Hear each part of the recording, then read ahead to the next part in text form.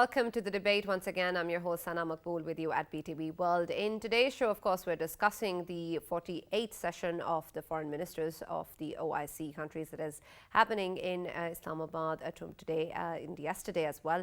And of course, today is also Pakistan Day. The 23rd March parade also happened earlier today, which was witnessed by all the foreign dignitaries who are part of this OIC session as well, along with the Chinese foreign ministers also specially invited. It's an important day for Pakistan, not only in terms of the 23rd of March, but of course, the mere fact that we have so many dignitaries present in order to witness it, and that Pakistan is also hosting this very important session in which all of the foreign ministers of the OIC countries have gotten together to discuss various significant issues relating to the Muslim Ummah, such as the Kashmir issue, which is very important to Pakistan as well, and of course other issues such as Islamophobia, Afghanistan, Palestine, and others that are relevant in affecting the Muslim population in the world. And so this discussion is going to be an important one, and what we hope to come out of it at the end of the session is also important. We'll first take a look at what Foreign Minister Shamim Qureshi spoke about earlier and then continue our discussion. The OIC is the collective voice of nearly 2 billion Muslims. It is a bridge among Muslim nations and between the Muslim world and the international community. Promoting solidarity and cooperation within the Muslim Ummah is one of the central pillars of Pakistan's foreign policy. And you heard what the foreign minister spoke about earlier today, and we understand that, of course, this session is going to be important not only for Pakistan but also all of the OIC countries as well, since, of course, the issues that are going to be discussed and have been discussed are important and hold significance for the entire Muslim population.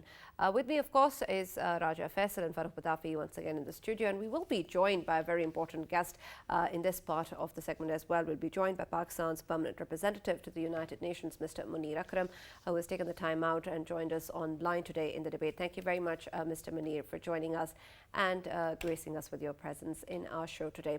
Mr. Akram, when we talk about this 48th session of the foreign ministers of the OIC countries, we understand that it's an important one for Pakistan in order to, of course, take this initiative, host this, and then arranging the number of issues that are going to be discussed and have been discussed under this particular session as well. In your opinion, what importance does this hold in terms of the kind of issues that have been discussed and the fact that Pakistan is, of course, leading the front on this as well? How is this particular session going to hold more importance and significance for Pakistan and other countries than the ones that have come before? Well, I think first of all, we have to see that this session is being held coinciding with this 75th anniversary of Pakistan's independence, and that in itself is an expression of the solidarity of the entire Islamic world with Pakistan. So that's an important message that is conveyed to our people and to the world about the solidarity of the Muslim world with Pakistan. Secondly, it is being held at a critical juncture in international affairs. On the one hand, great power rivalries have escalated. There is a war going on in Europe between Russia and Ukraine. And at the same time, the global economy has been devastated by successive catastrophes. Firstly, the pandemic.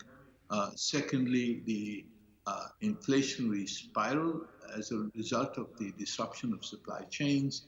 And thirdly, this crisis, the war in Ukraine, which is going to affect food security because a lot of wheat was coming from Ukraine and Russia, and it has escalated oil prices and almost all commodity prices in the world. So this is going to have an impact on all countries, including, in particular, a number of Islamic countries. And therefore, these are the challenges that face us, and our decisions at this conference have to respond to these challenges. Yeah, Ambassador Akram, I just wanted to know what is the importance of OIC, especially right after a resolution which was passed in United Nations. Especially you played a key role in that. I'm talking about a resolution against Islamophobia, sir. Right.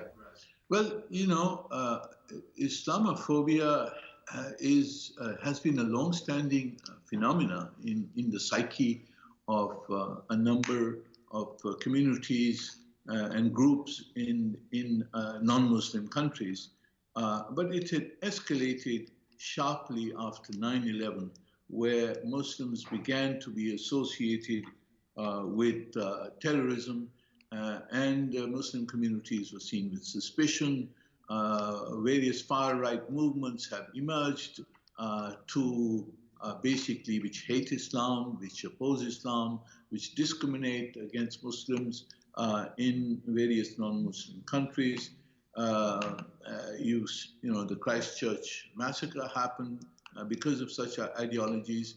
And most importantly for us, we are seeing the rise of Islamophobia to almost genocidal proportions in our neighbor India, where the Muslims, the 200 million Muslims of India, and especially the Muslims of occupied Jammu and Kashmir, are under the threat of atrocity crimes and of genocide. So we had to act. The Prime Minister called for action 2 years ago, or 2.5 years ago in the General Assembly. We have been working in order to promote an international consensus on the Islamophobia issue. We have now achieved recognition of the international community that Islamophobia is a phenomenon that needs to be opposed and addressed. And therefore, now we have to evolve a practical program of action in order to translate this recognition into practical action at all levels. Right. Ambassador Akram, I'm going to take you to a broader question, particularly about the efficacy of OIC itself. This is 48th CFM meeting, right? And you are one of our finest diplomats with multiple stints at the UN. The question at this moment is, what are the lessons from the UN for OIC? We see that OIC is committing many things, right? Committing to a lot of promises, but it still hasn't flourished as a full, complete, organization like the UN. Is there a possibility that we can learn how UN actually managed this task and then ask OIC to actually replicate the models?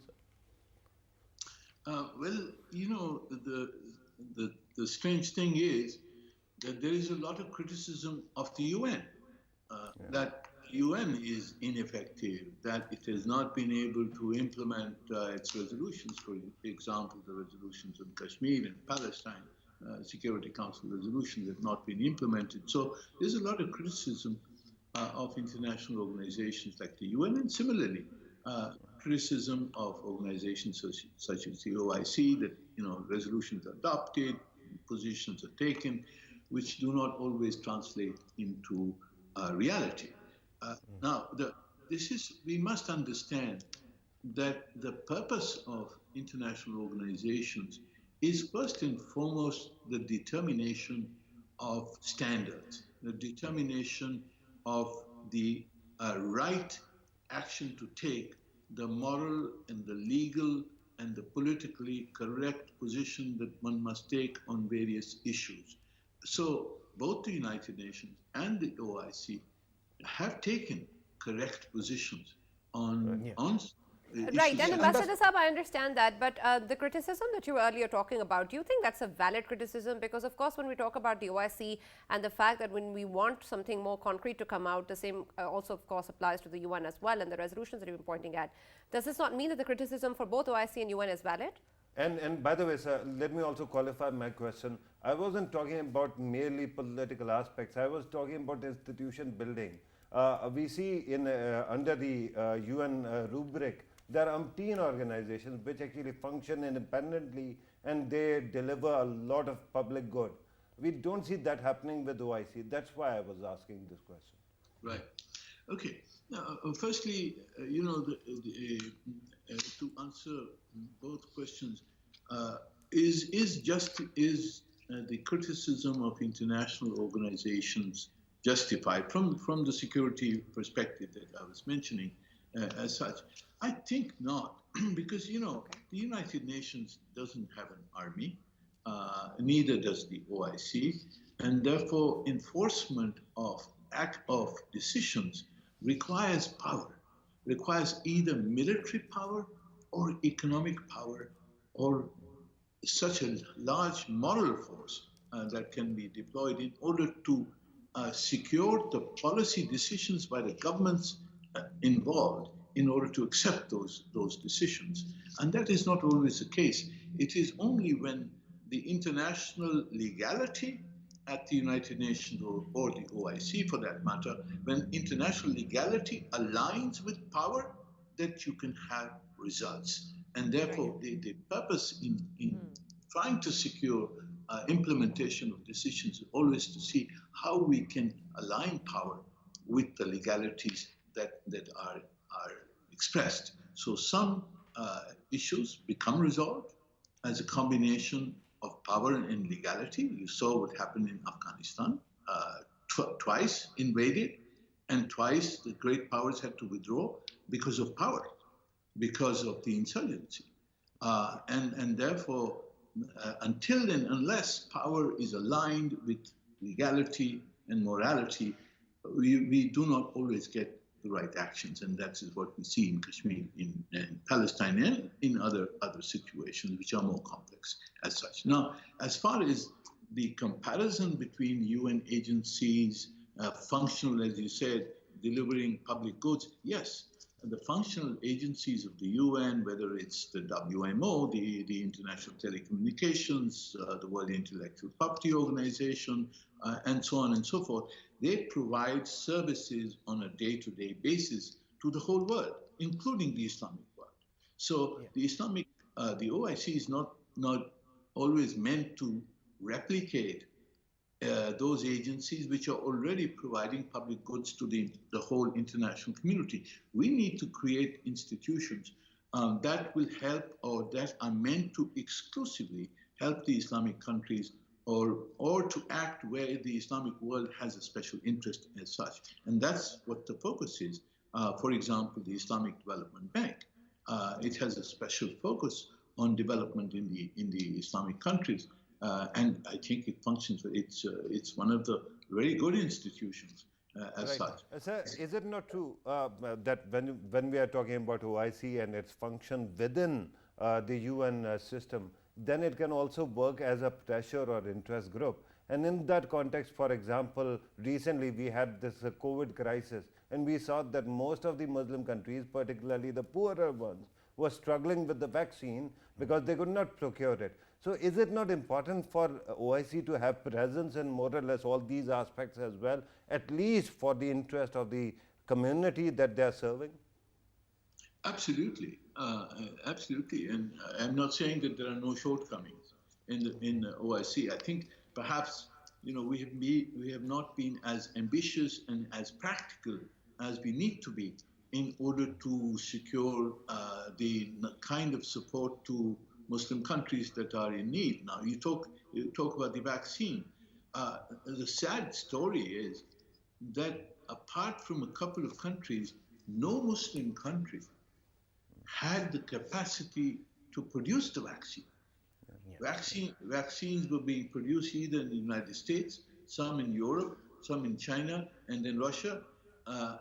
No Islamic country had the capacity to produce the vaccine. And although the Pfizer vaccine, for example, one of the inventors of the Pfizer vaccine, there was a Turkish couple, the Muslim couple, but that company was in Germany, not in Turkey. So we have to see how to enhance and expand our capacity in all fields, in health, in education, in manufacturing, in the digital space. All of these capacities we need to build up, and that is where we've fallen short in the past. Yeah. Ambassador Akram, as we know that all eyes are on Ukraine crisis. I mean, the whole world is concerned about it. Same is the case with our Prime Minister as well. While addressing to the OIC, he obviously said that he seeks an OIC, obviously, taking a notice of it and trying to mediate between both, obviously, Ukraine and Russia, owing to the fact that, of course, majority of the Muslim world is either underdeveloped or a developing world. So in this case, I just wanted to know how would it be received by the global powers? How would it be received by United Nations if OIC becomes a mediator? And can it really do anything about it? Well, I think, of course, we can do a lot in mediation. In fact, one Islamic country is already playing the part of a principal facilitator in the Russia-Ukraine talks, and that's Turkey. The parties have met in Turkey, and they have made quite substantial progress in the negotiations and these were face-to-face negotiations between the two foreign ministers. Now, Pakistan and Turkey are very, very close. We've been consulting very closely with them. So, yes, of course, we can play a part in promoting peace. But the OIC as a body, what can the OIC as a body do? Well, if the body itself then authorizes a mediatory effort, just the fact that 57 countries get behind a particular position, asking for, say, cessation of hostilities, humanitarian assistance, a early resolution of the differences that they have on territorial issues, this would be powerful. I think it would be a powerful message if 57 countries can actually get together and take a position.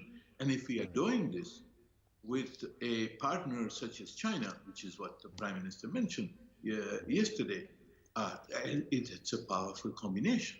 57 Islamic countries plus China is a very powerful combination to be able to go to either the Russians and the Ukrainians and to NATO and Western countries and say, this is how we think the issue should be resolved. It would have resonance. Right. So I would discount the role of the OIC. Right. Ambassador Saab, I understand the question of my colleagues here, particularly about the political influence of OIC, and I think that we South Asians have this fascination with the bigger issues or meta issues. But I see the point as self-preservation, and I take it that OIC's first function will be self-preservation of the Muslim countries. So the question at this moment regarding, again, Ukraine, is that there's going to be a food crisis. Ukraine and Russia together are responsible for the export of or production of somewhere around 25% of food grain. And similarly, when it comes to calories, 12% tradable calories of the world. At that moment, it seems that there is a food crisis which is looming, sir.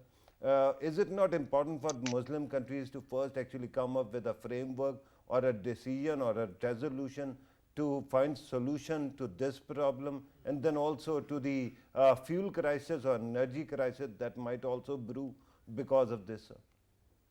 Right. No, absolutely. We will need to address this. I think the implications of the food crisis are not at the moment entirely clear. And we have started consultations here at the UN as well on the issue of food security. And we will have to find alternate sources while this war is going on. And those alternate sources are, Canada, Australia, Brazil, Argentina, etc. And we should not discount Pakistan's own role. We have the capacity to produce a lot of food grains. Unfortunately, we've diverted a lot of our capacity into sugarcane and such, which take up a lot of water and take up a lot of land. But if we were to go back to our original role as the breadbasket of South Asia, I think Pakistan can also contribute in a meaningful way to ameliorating the food crisis All right. Ambassador Saab, let me come back to the issue of Islamophobia that we earlier discussed as well. In our transmissions, we've talked to different guests about, and the theme, of course, also for this session has been building partnerships through unity, justice, and development. And an important aspect that we discussed was with reference to unity of the different countries that make up this body, whether or not we can really have the sort of alignment that we need on different issues to bring about change that is needed. With reference to Islamophobia, can we actually come to a particular definition of what Islamophobia really constitutes? What sort of consequence needs to be put in place? Because, of course, when we're talking about a global campaign, then we'll need some sort of alignment as to what needs to be done about it or how we even understand the term. Right now, we keep on hearing the term Islamophobia, but we don't see a structure in defining that, sir. Yes, I think we can go into the exercise of defining it. I think there are various discussions have taken place especially under the Istanbul process. But you know, Islamophobia is like terrorism. For example, there is no definition of terrorism agreed upon at the international community. So, and Islamophobia, you could say, is similar because when you see it, you know what it is. But shouldn't there be a definition of terrorism also? Well, you know, we've tried for the last 20 years to define terrorism, and it's very difficult. What sort of terrorism? Is it only terrorism by Muslims? Is it only terrorism by individuals, by groups? Would you cover state terrorism in terrorism? Those are the kind of issues that we have encountered in the last 20 years, and there have been very difficult discussions and therefore no agreement.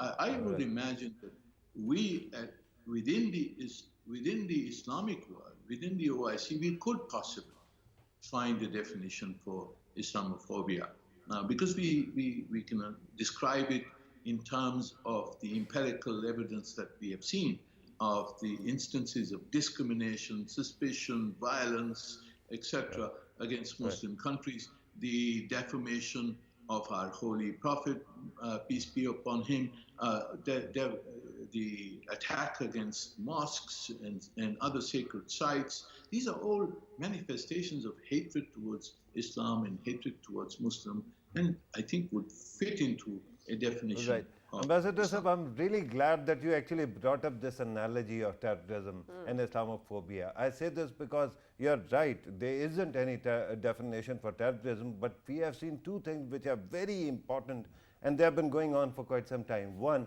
policy intervention.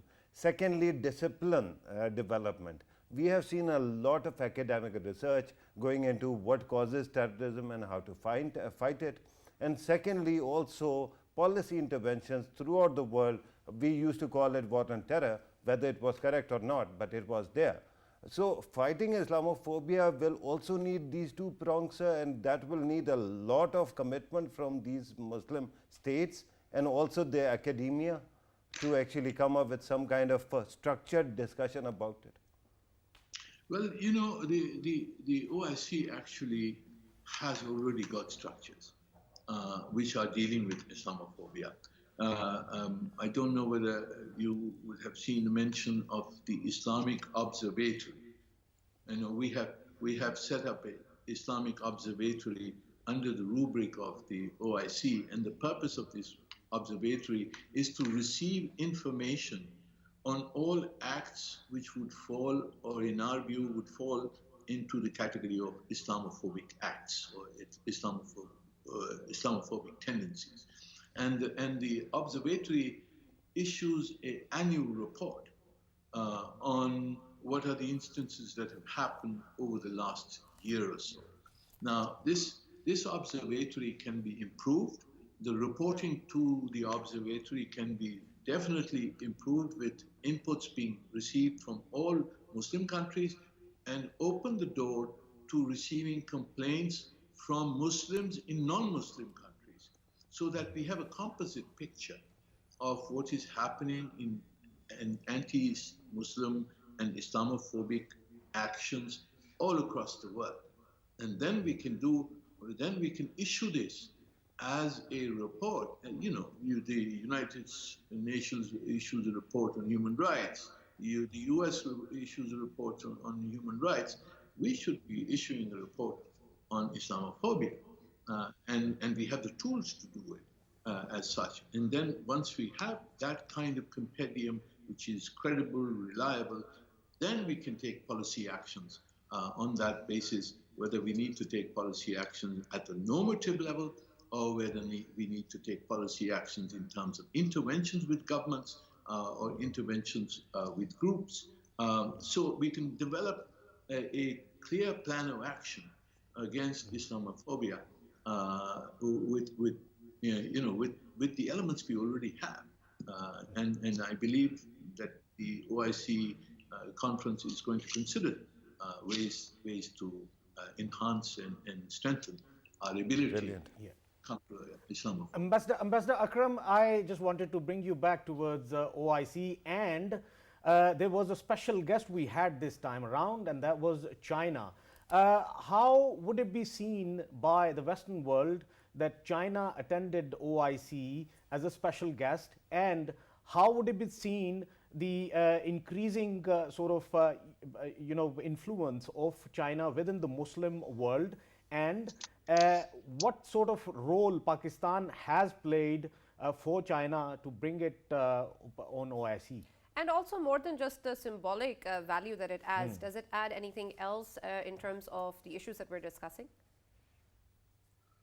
Very good. I think, first of all, China is a very close and valued friend of Pakistan. It is our strategic partner in many ways, as such. So, for a OIC conference being held in Pakistan, it was quite natural that we should invite our friends in China to share in our moment of happiness at the 75th anniversary, and to invite them to participate in this conference. But I must say, we also invited others.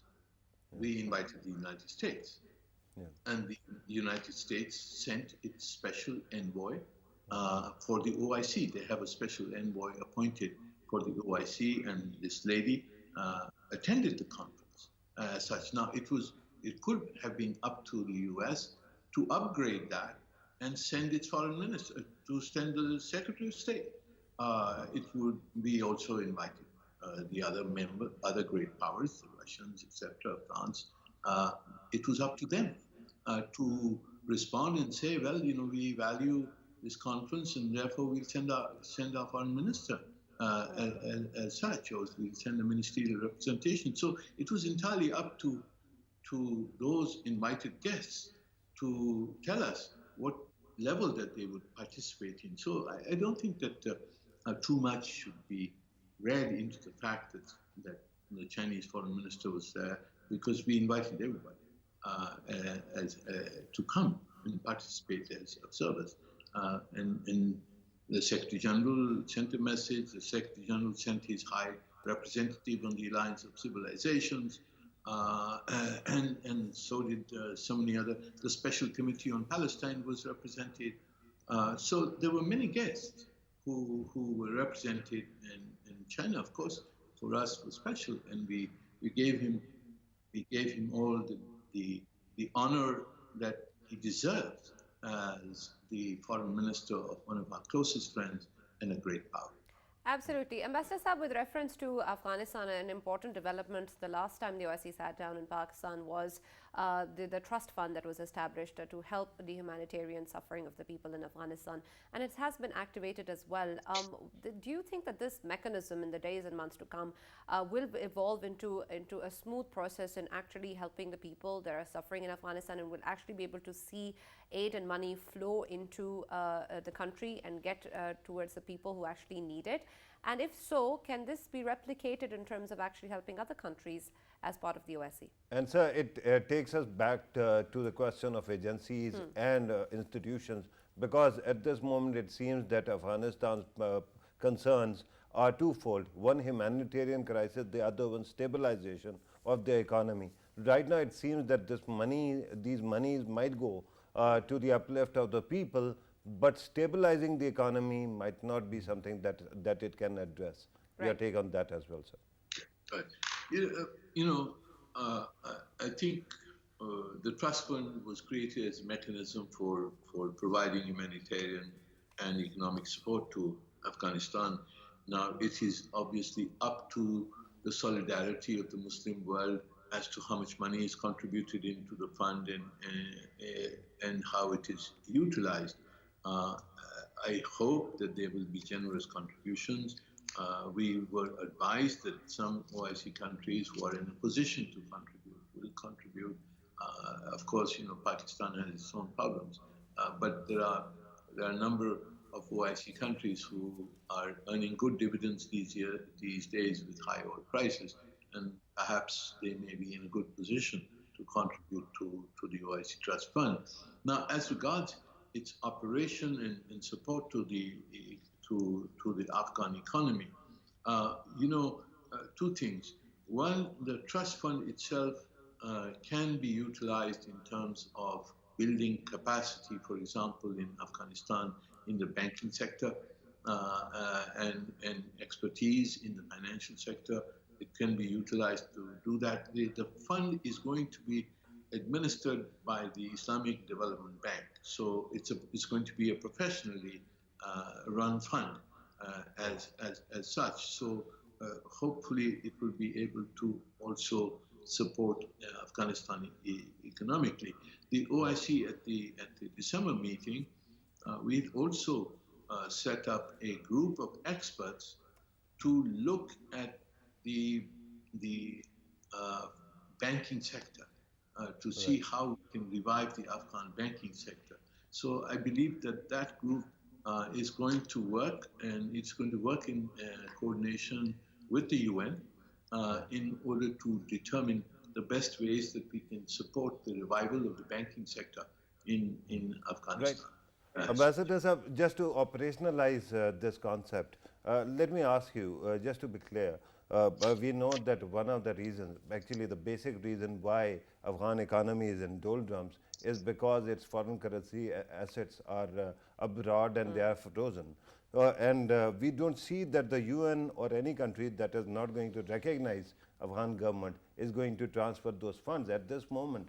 Question then is, do you see this money collected by this trust fund to be shifted to the Afghanistan Bank, which is the central bank of Afghanistan, to stabilize the economy? Or this won't happen? They'll have to create some individual and independent mechanism to stabilize their banking sector, sir. Well, some of the mechanisms have already been created. The United Nations, in fact, is flying in money into Afghanistan, foreign exchange, and then allowing the Bank to print in equal amount of Afghanis in order to inject cash into the Afghan economy. So that operation has already been started by the UN. It's going to be replicated to some extent by the World Bank, perhaps through the UN. And therefore, we will also need in this trust fund to have a mechanism of a similar sort, which will inject money into the Afghan banking system. And I'm sure that we will consult with the UN and see what the best mechanism could be created. As far as the foreign exchange reserves is concerned, that's a sad story, which you referred to. Almost $8-9 billion that have not been provided, that the Afghan central bank has not been given access to. Now there is a promise that half of those assets, $3.5 billion or so, will be made available to the Afghan central bank, and that these will then be they will be able to float, print money on that basis and inject money into the Afghan economy on that basis. But that other half is still in limbo, right, with the US saying that we will use it, we are keeping it so that in case there are some cases against terrorism, against Taliban, we will pay them. This is illegal. it's highway So robbery. very quickly, this potential impounding of the other half of these assets, does it amount to some kind of reparations then? Because otherwise, the money doesn't belong to Afghan Taliban. It does to Afghanistan itself. So how can a state which had nothing to do with 9/11 be held responsible for something that happened on 9/11, sir? Exactly, exactly. But you know, there are smart lawyers where I'm sitting, uh, and and they can concoct various ways in how to extract money from others. Right. Ambassadors have another important issue, of course, and very close to Pakistan, of course, is the issue of Kashmir, something that is also under discussion at this session as well. We've seen, of course, in the past expressions and statements of solidarity and moral support for the people of Kashmir who are, of course, suffering and have been suffering for decades to come. But do you think that the OIC can provide more than just that, more than just statements or support in terms of moral support to the people of Kashmir or diplomatic support to the issue? Is there anything more than the OIC as a body can actually do about the issue of Kashmir? I think, I think first of all, the OIC has played a principal role in keeping the Kashmir issue alive. It has always annually taken a position on Kashmir. It has responded to India's atrocities and India's unilateral actions. It is the only international body that has been able to do so. And I think we should recognize the importance of that role for the Kashmiri cause, because the international recognition of the cause is kept alive principally by the OIC and the Special Contact Group on Jammu and Kashmir. So that's one important. What more we can do? I think that depends a lot on Pakistan. It depends on us, and I think we can take many actions. How? How exactly can Pakistan ensure that or help the OIC move towards that? Well, we can, for example, we can provide a mechanism to actually help the Kashmiris in humanitarian assistance, channel it through OIC channels. We can enable the OIC to actually start criminal proceedings against Indian crimes in Kashmir. It provides us a channel. There are several other similar things that can be done through the OIC and through other bodies as well. But it's a question of mobilization of the international community, of the OIC community to help them. And I will leave it there. But there are obviously things that can be done to help Kashmir at the economic. But here's a concern regarding the humanitarian intervention that you were speaking of. When the country in question is a sovereign nation, how do you actually take the help to the people over there when it refuses to be helped? Yes, well, that's a challenge. That's what the OIC. For example, you have the ICRC. They have established an international norm that they will provide support to contending parties to a conflict, no matter where and when. They will have the right to do so as such. And that role has been accepted by the international community. I believe, OIC could work through the ICRC to be able to access the Kashmiris as such. But beyond that, there are economic actions that we can take as OIC countries, but it will require heavy lifting. It will require major political effort to convince countries to act in ways that will impact on Indian policy. Ambassador Akram, one last question from me, sir. Should there be a conditional de jure sort of status that could be given to the Taliban regime in Afghanistan, because by the OIC I meant, because if we see right now, of course, they are being considered as a de facto status holders, and if that happens, would it be a good step forward, because knowing the facts of the ground, the only power which can rule Afghanistan right now is Taliban? Correct. No, the fact of the matter is that, after 40 years, there is one government which controls the entire territory of Afghanistan. I think, obviously, it is in our interest that that control should not be shaken, or that another civil war should not start in Afghanistan. And therefore, sooner or later, we will have to move towards a formal recognition of the Taliban.